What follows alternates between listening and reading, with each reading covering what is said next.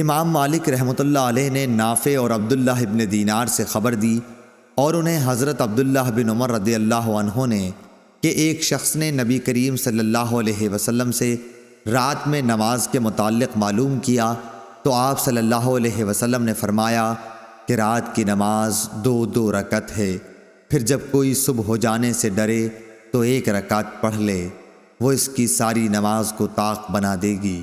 صحیح بخاری حدیث نمبر 990۔ نافع سے روایت ہے کہ عبداللہ بن عمر رضی اللہ عنہ وتر کی جب 3 رکعتیں پڑھتے تو 2 رکعت پڑھ کر سلام پھیرتے، یہاں تک کہ ضرورت سے بات بھی کرتے۔ صحیح بخاری حدیث نمبر 991۔ عبداللہ بن عباس رضی اللہ عنہ نے خبر دی کہ آپ ایک رات اپنی خالہ ام المومنین میمونہ رضی اللہ عنہا کے یہاں سوئے۔ آپ رضی اللہ تعالی عنہ نے کہا کہ میں بستر کے عرض میں لیٹ گیا اور رسول اللہ صلی اللہ علیہ وسلم اور آپ صلی اللہ علیہ وسلم کی بیوی لمبائی میں لیٹیں۔ آپ صلی اللہ علیہ وسلم سو گئے۔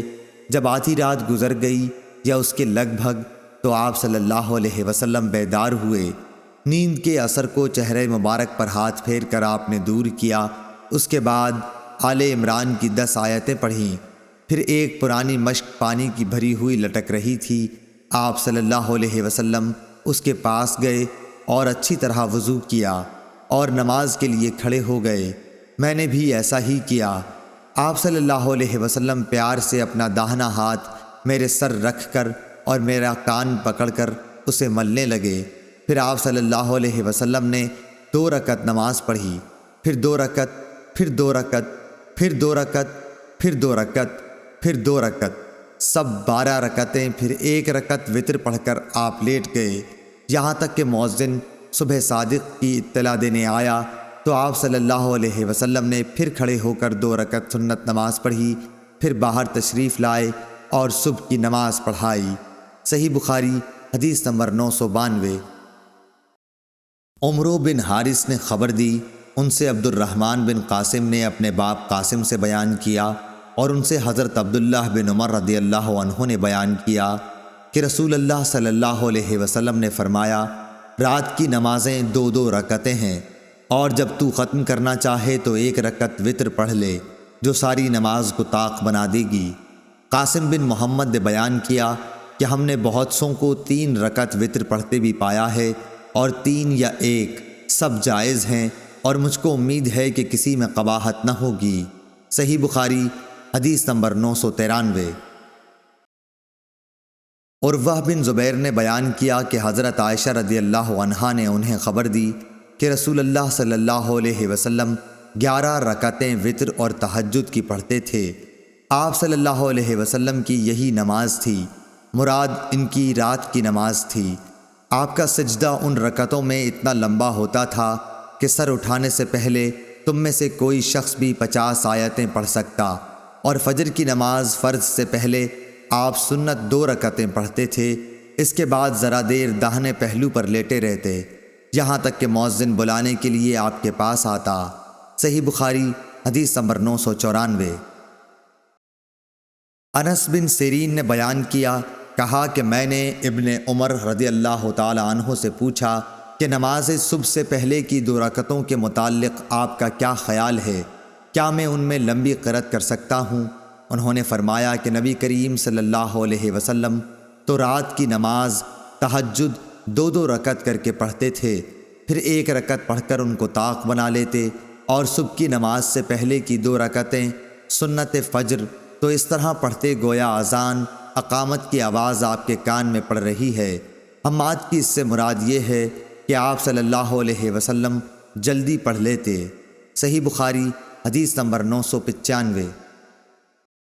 اعمش نے بیان کیا، کہا کہ مجھ سے مسلم بن کیسان نے بیان کیا، ان سے مسروق نے، ان سے حضرت عائشہ رضی اللہ عنہا نے فرمایا کہ رسول اللہ صلی اللہ علیہ وسلم نے رات کے ہر حصے میں بھی وتر پڑھا ہے، اور اخیر میں آپ کا وتر صبح کے قریب پہنچا۔ صحیح بخاری حدیث نمبر 996۔ ہشام بن عروہ نے بیان کیا، کہا کہ مجھ سے میرے باپ نے عائشہ رضی اللہ عنہا سے بیان کیا کہ آپ نے فرمایا، نبی کریم صلی اللہ علیہ وسلم تہجد کی نماز پڑھتے رہتے اور میں آپ صلی اللہ علیہ وسلم کے بستر پر عرض میں لیٹی رہتی۔ جب وطر پڑھنے لگے تو مجھے بھی جگا دیتے اور میں بھی وطر پڑھ لیتی۔ صحیح بخاری حدیث نمبر 997۔ یحییٰ بن سعید نے بیان کیا، ان سے عبید اللہ عمری نے، ان سے نافع نے عبداللہ بن عمر رضی اللہ عنہ سے بیان کیا، اور ان سے نبی کریم صلی اللہ علیہ وسلم نے فرمایا کہ وطر رات کی تمام نمازوں کے بعد پڑھا کرو۔ صحیح بخاری حدیث نمبر 998۔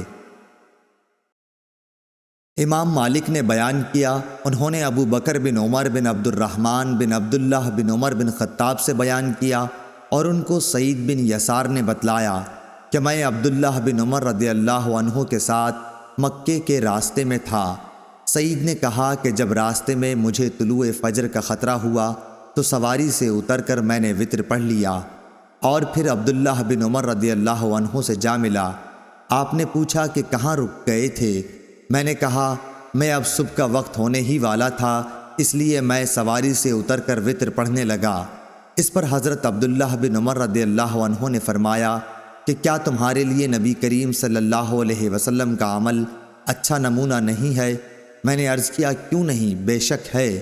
آپ رضی اللہ عنہ نے بتلایا کہ نبی کریم صلی اللہ علیہ وسلم تو اونٹ ہی پر وطر پڑھ لیا کرتے تھے۔ صحیح بخاری حدیث نمبر 999۔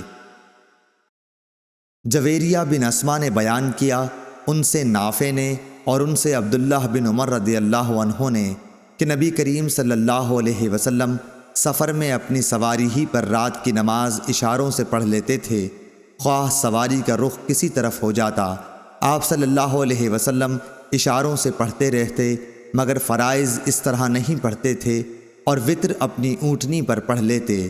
صحیح بخاری حدیث نمبر 1000۔ حماد بن زید نے بیان کیا، ان سے ایوب سختیانی نے، ان سے محمد بن سیرین نے، انہوں نے کہا کہ انس بن مالک رضی اللہ عنہ سے پوچھا گیا کہ کیا نبی کریم صلی اللہ علیہ وسلم نے صبح کی نماز میں قنوت پڑھا ہے؟